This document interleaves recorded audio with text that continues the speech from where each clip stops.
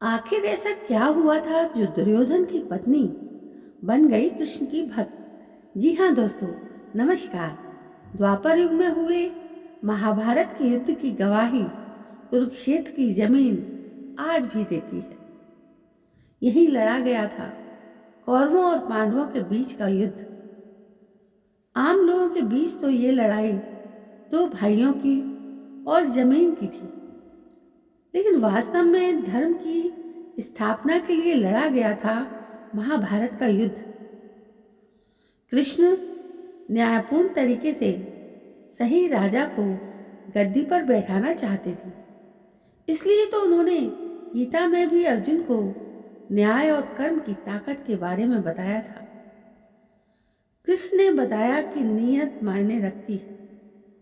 अगर आपकी नीयत धर्म की स्थापना है तो फिर छल का सहारा भी लिया जा सकता है। महाभारत के युद्ध में कौरवों का नाश हुआ और पांडवों की जीत हुई। आज के लेख में कृष्ण और दुर्योधन की पत्नी से जुड़ी एक कहानी के बारे में बात होगी। इस कहानी में सच्चाई है।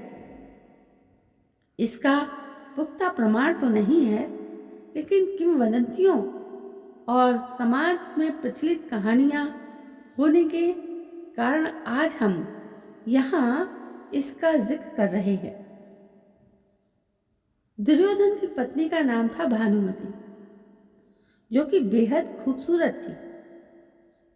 एक बार की बात है, दुर्योधन के कृष्ण को छलने का प्लान बनाया। दुर्योधन कृष्ण को मदिरा पिलाकर नशे की हालत में उनसे कोई वादा लेना चाहते थे, लेकिन कृष्ण तो कृष्ण है। वो कहाँ दुर्योधन के छल में आने वाले थे। दुर्योधन ने एक पार्टी का आयोजन किया और ये सुनिश्चित किया कि पार्टी में शराब की कोई कमी ना हो। दुर्योधन ने कृष्ण के अलावा अपने मित्रों को भी बुलाया था, जिन्होंने इतनी शराब पी कि वो सभी नशे में धुत हो गए और धुत होकर बेहोशी की अवस्था में पहुंच गए। दुर्योधन को लगा कि श्री कृष्ण की हालत भी ऐसी होगी, लेकिन ऐसा नहीं हुआ। वहां मौजूद दुर्योधन की पत्नी भानुमति ने भी अपनी क्षमता से ज्यादा शराब पी ली थी। शराब के नशे में वो श्री कृष्ण की तरफ आकर्षित होने लगी और नशे की हालत में कृष्ण के प्रति अपनी इच्छा को बयां करने लगी। कृष्ण ने भानुमति को संभाला जैसे कि घर का कोई बड़ा और समझदार व्यक्ति किसी नादान बच्चे को संभालता है।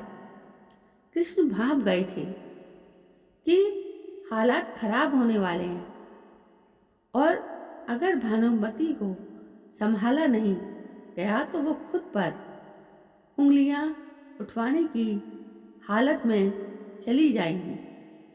श्री कृष्ण ने उसी पल भानुमति को गोद में उठाया और उसे गांधारी के कक्ष में ले गए, जहां भानुमति ने आराम किया। सुबह भानुमति को जब होश आया तो उसे बड़ी लज्जा हुई, लेकिन कृष्ण के प्रति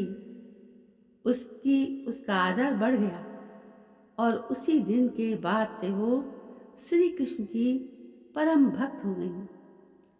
तो दोस्तों, ये भी कहानी प्रचलित है और आज इस कहानी को मैंने आपके सामने रखा है।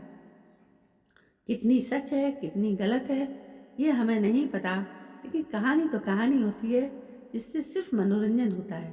दोस्तों, यदि ये कहानी आपको पसंद आई हो तो प्लीज़ मेरे इस चैनल को सब्सक्राइब करना ना भूलें और कल मैं फिर हाजिर होती हूँ एक नई कहानी के साथ।